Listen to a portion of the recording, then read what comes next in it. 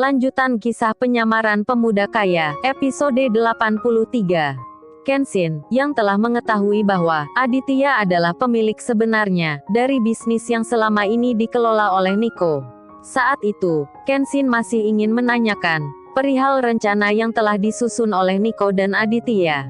Namun karena keberadaan Clara, Kenshin pun mengurungkan niat tersebut. Tak terasa, jarum jam terus berputar. Terlihat saat itu, jarum jam telah menunjukkan pukul 5:30 sore. Terdengar saat itu, Kenshin berkata, "Oh ya Nick, aku balik ya, soalnya udah hampir maghrib nih." "Oh iya, kapan-kapan, mampir lagi ke sini," sahut Nico. "Nantilah, kalau lagi enggak sibuk," ucap Kenshin, lalu berdiri dari tempat duduknya. "Ayo, saya antar ke depan," ucap Nico, lalu melangkah meninggalkan ruangan tersebut, diikuti oleh Kenshin dan Clara. Sesampainya di tempat Kenshin memarkirkan mobilnya, terlihat, Kenshin dan Clara langsung masuk ke dalam mobil tersebut. "Oke Yannick, gua cabut dulu," ucap Kenshin, lalu menjalankan mobilnya. Di sela perjalanan menuju tempat Clara, terdengar Clara berkata, "Gimana, kamu kan udah tahu tentang Aditya?" "Oh iya makasih banyak ya," sahut Kenshin, lalu kembali berkata, "Kalau bukan karena kamu, sampai sekarang ini, aku belum tentu tahu tentang Aditya." Mendengar ucapan Kenshin, Clara pun berkata, "Terus, mana uang kamu janjikan kemarin?" "Oh itu, entar aku transferin ya," sahut Kenshin, lalu kembali berkata, Tapi ngomong-ngomong, berapa nih yang harus aku transfer?" Mendengar ucapan itu, Clara pun berkata, "Kalau 50 juta, kamu enggak keberatan dong," ucap Clara. "Oke deh," sahut Kenshin, lalu kembali berkata, "Tapi aku minta, untuk saat ini, kamu rahasiakan soal Aditya." Kalau itu lain cerita lagi tuh," ucap Clara. Setelah itu terdengar lagi, Clara kembali berkata, "Lu kan tahu sendiri, informasi itu mahal. Apalagi, kalau infonya soal Aditya Winata, seorang miliarder muda, yang tidak diketahui publik. Kalau infonya gua jual ke media-media, gua jamin, pasti mereka bakalan bayar mahal untuk berita ini," ucap Clara. "Wah, licik juga nih cewek. Kok Aditya bisa dekat sama dia ya?" gumam Kenshin lalu berkata, "Oke, gua tambahin 50 juta. Jadi totalnya 100 juta. Tapi ingat, kalau sampai lu bocorin info tentang Aditya, lu berurusan langsung sama gua," ucap Kenshin. "Nah, gitu dong," ucap Clara lalu tersenyum. "Ini bakalan gua jadiin alat untuk memeras kalian," gumam Clara saat itu. Waduh gengs, gawat juga nih si Clara. Kayaknya, Kenshin bakalan diperas sama si Clara nih. Oke gengs, kita singkat saja ceritanya. Tak terasa, hari pun telah berganti. Terlihat pagi itu, jarum jam telah menunjukkan pukul 9:15 menit. Terlihat pula saat itu, Nico yang telah bersiap-siap untuk melakukan pertemuan dengan Pak Albert dan rekan-rekan bisnisnya yang akan diadakan di salah satu hotel milik Aditya. "Oh ya Dit, gua berangkat duluan ya," ucap Nico, lalu kembali berkata, "Kira-kira jam berapa lu nya mau ke tempat pertemuan?" "Kurang lebih jam 10 nanti Nick," sahut Aditya, lalu kembali berkata, "Oh ya Nick, entar kalau Pak Albert dan orang-orangnya sudah berada di tempat pertemuan, lu langsung hubungi gua ya. Biar gua bisa dengar apa yang mereka bicarakan." "Oke deh," sahut Nico. "Ya udah, gua duluan ya, sampai ketemu di tempat pertemuan," ucap Nico, lalu melangkah meninggalkan Aditya. "Oke Nick, gua juga mau siap-siap dulu," sahut Aditya.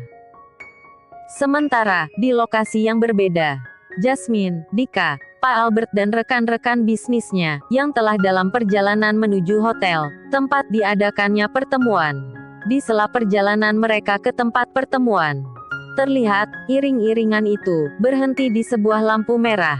Tak berapa lama kemudian, terlihat, sebuah mobil Bugatti berwarna gelap, juga berhenti tepat di samping mobil yang ditumpangi Jasmine dan Dika. Melihat hypercar yang berhenti tepat di samping mereka, terdengar, Dika berkata pada Jasmine, Yang, lu lihat deh mobil yang berhenti barusan.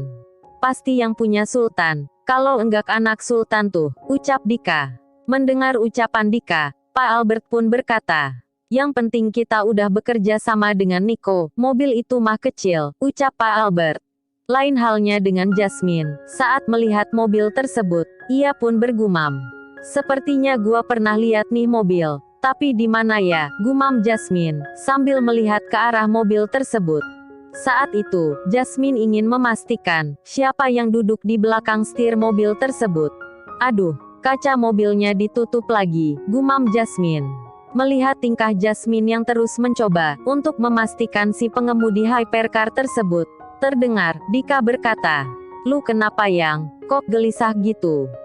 Udah berapa kali gua bilangin ke lu, jangan panggil gua sayang," ucap Jasmine, lalu kembali melihat ke arah hypercar tersebut. Namun, baru saja Jasmine melihat ke arah hypercar tersebut, tiba-tiba, lampu merah sudah berubah hijau. Terlihat saat itu, si pengemudi hypercar itu pun langsung menjalankan mobilnya. "Tuh kan, mobilnya pergi," ucap Jasmine. Mendengar ucapan Jasmine, ayahnya pun berkata, "Emang ada apa dengan mobil itu?" tanya Pak Albert. Anu Pak, enggak ada apa-apa kok," sahut Jasmine, lalu bergumam. "Di mana ya, gua pernah lihat tuh mobil," gumam Jasmine, sambil terus mengingat-ingat tentang hypercar yang baru dilihatnya. Tak terasa, detik dan menit pun silih berganti. Terlihat saat itu, jarum jam telah menunjukkan pukul 10 kurang 20 menit, yang berarti 20 menit lagi, pertemuan untuk kerjasama antara Nico dan Pak Albert akan dimulai. Sementara Aditya, ia pun telah bersiap-siap untuk menemui Nico. Terlihat saat itu, Aditya berpakaian rapi, tidak seperti biasanya. Saat itu, Aditya mengenakan kemeja putih, dengan luaran dibalut jas hitam. Baru saja akan menutup pintu kamarnya, tiba-tiba, telepon yang berada di ruang tamu berdering. Mendengar dering telepon tersebut, Bi Kalsum yang tidak lain adalah salah satu pekerja di rumah Nico pun langsung mengangkat telepon tersebut. "Halo Bi Kalsum, ini, di depan ada yang mau ketemu sama Den Aditya," ucap si penelpon, yang ternyata adalah petugas security di rumah tersebut. Mendengar ucapan itu, Bi Kalsum pun berkata, "Yo wes, tunggu ya, tak sampaikan dulu," sahut Bi Kalsum, lalu menutup panggilan tersebut. Baru saja Bi Kalsum meletakkan gagang telepon, terdengar Aditya berkata, "Telepon dari siapa Bi?" Si Aden, baru aja Bibi mau samperin, ternyata udah ada di sini," sahut Bi Kalsum, lalu kembali berkata, "Itu Den, kata Mang Jaja, di depan ada yang mau ketemu sama Aden." Mendengar ucapan itu, Aditya pun bergumam, "Selain Clara dan Kenshin, apa ada orang lain yang tahu tentang gua sama Nico?" gumam Aditya, lalu melangkah untuk menemui orang tersebut. Dan alangkah kagetnya Aditya, saat melihat sebuah hypercar, yang dulunya dibelikan untuk hadiah ulang tahunnya, telah terparkir di depan teras utama rumah tersebut. "Selamat pagi Tuan Muda," ucap si pengemudi hypercar, yang ternyata adalah Pak Hendrik. "Loh, kok Om Hendrik ada di sini?" ucap Aditya. "Saya sengaja datang mengantarkan mobil ini, untuk Tuan Muda pakai," ucap Pak Hendrik. Sementara Aditya, ia terus saja melihat ke arah mobil miliknya itu. Setelah itu terdengar, Aditya berkata, "Ternyata mobil ini masih ada ya Om." "Iya Tuan Muda, dan tiap 3 bulan sekali, Nyonya Besar menugaskan saya, untuk membawa mobil milik Tuan Muda untuk diservis," ucap Pak Hendrik, lalu kembali berkata, "Kebetulan, kemarin itu jadwal servis mobil Anda. Makanya, saya kepikiran, membawa mobil ini untuk Tuan Muda pakai, ke pertemuan dengan Pak Albert." Mendengar ucapan itu, Aditya pun berkata, "Enggak usah Om, entar malah Om ditanya macam-macam sama Mama, kalau mobilnya enggak segera dibawa pulang. Kalau soal itu, Tuan Muda tidak usah khawatir. Karena kemarin, saya sudah meminta izin sama Nyonya, untuk memakai mobil ini selama beberapa hari," sahut Pak Hendrik, lalu kembali berkata, "Jadi Tuan Muda pakai saja mobilnya." Mendengar ucapan itu, Aditya pun berkata, "Ya udah, mobilnya saya pakai. Tapi besok pagi, Om harus ke sini, buat bawa pulang mobilnya. Karena mungkin besok pagi, saya akan kembali ke perkebunan," ucap Aditya, lalu kembali berkata, "Oh ya Om, Kalau saya pakai mobilnya, terus Om pulangnya pakai apa? Nanti saya naik taksi saja, sahut Pak Hendrik. Mendengar ucapan itu, Aditya pun berkata, udah gini aja, Om mau kemana, biar saya antar. Nanti selesai ngantarin Om Hendrik, barulah saya pergi menemui Niko. Mendengar ucapan Aditya, Pak Hendrik pun berkata, udah enggak usah Tuan Muda, biar saya naik taksi saja. Tuan Muda langsung saja untuk menemui Niko, ucap Pak Hendrik, lalu mengambil handphone miliknya, untuk memesan 1 unit taksi. Tak berapa lama kemudian, taksi yang dipesan Pak Hendrik pun datang untuk menjemput beliau. Tuan Muda, saya jalan dulu, ucap Pak Hendrik, yang telah masuk ke dalam taksi tersebut. Iya Om, besok mobilnya diambil ya, jangan sampai Mama sama Papa tahu, kalau mobilnya saya yang pakai, ucap Aditya. Siap Tuan Muda, sahut Pak Hendrik. Setelah perginya Pak Hendrik, Aditya pun langsung masuk ke dalam mobilnya, lalu menjalankan mobil tersebut. Sementara, di tempat di mana diadakannya pertemuan, terlihat saat itu, Pak Albert dan rekan-rekan bisnisnya, baru saja memasuki gerbang hotel, tempat di mana diadakannya pertemuan. Setelah memarkirkan mobil mereka, Pak Albert dan rekan-rekan bisnisnya pun, langsung melangkah masuk ke dalam hotel tersebut. Melihat kedatangan rombongan itu, terdengar si resepsionis berkata, maaf Pak, ada yang bisa saya bantu? Pak Albert, mendengar ucapan itu, beliau pun berkata, saya ingin bertemu dengan Niko, apa dianya ada? Oh, apa ini rombongannya Pak Albert? Tanya si resepsionis. Ya, saya Albert, sahut Pak Albert. Oh, Pak Niko sudah menunggu Anda di lantai 6. Mari saya antar, ucap si resepsionis, lalu melangkah, diikuti oleh rombongan itu. Di sepanjang langkah kaki mereka, tak henti-hentinya, Pak Albert dan rekan-rekan bisnisnya, memuji desain dan arsitektur dari bangunan hotel tersebut. Gitu pula dengan Jasmine. Terdengar saat itu, Jasmine berkata, Pak, Niko ini hebat ya, di usianya yang masih muda, dia sudah sesukses ini. Beda jauh sama calon mantu pilihan Papa, taunya hanya menjilat, ucap Jasmine, yang seolah-olah mengejek Dika. Mendengar ucapan Jasmine, Dika pun bergumam. Sekarang terserah lu deh, mau ngomong apa. Entar kalau kita udah jadian, bakalan gue bungkam mulut besar lu itu, gumam Dika. Tak berapa lama kemudian, mereka pun telah sampai di depan pintu sebuah ruangan, tempat di mana Niko telah menunggu kedatangan mereka.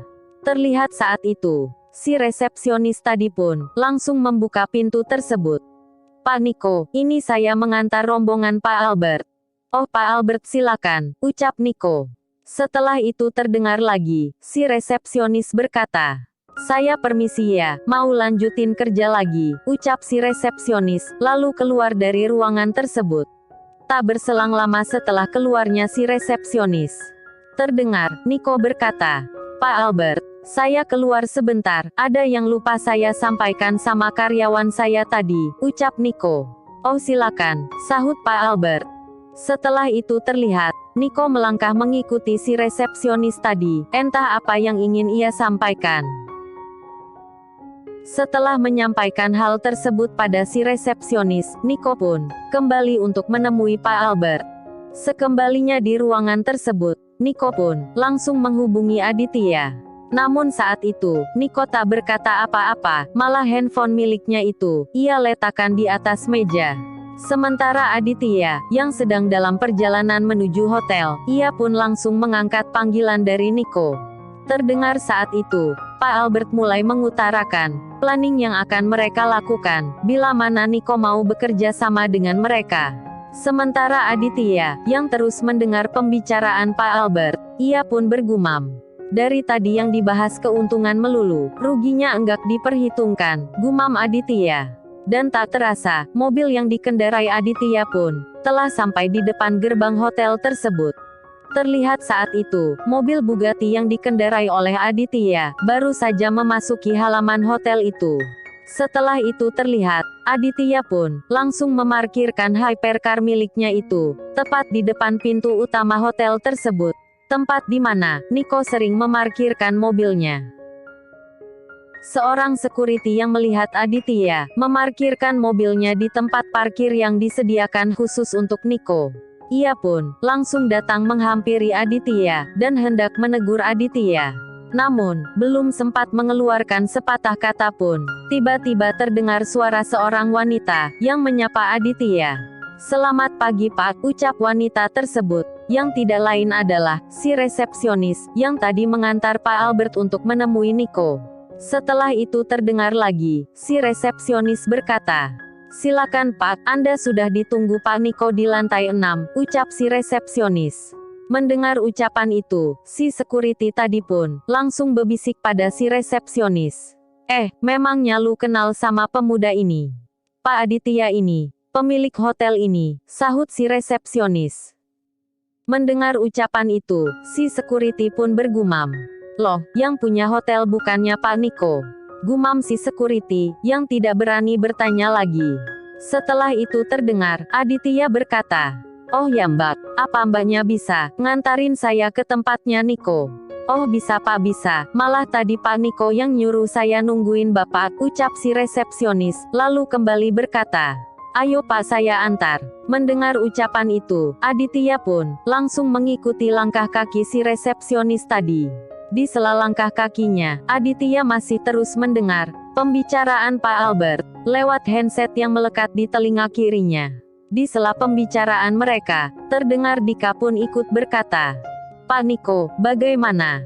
Apa Anda masih ragu untuk menjalin kerjasama dengan kami?"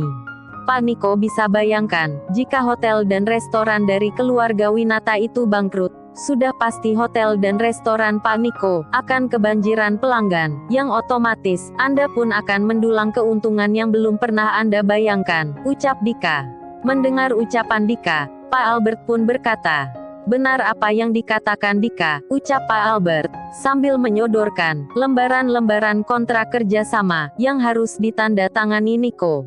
Terlihat saat itu, Pak Albert ingin kembali berkata.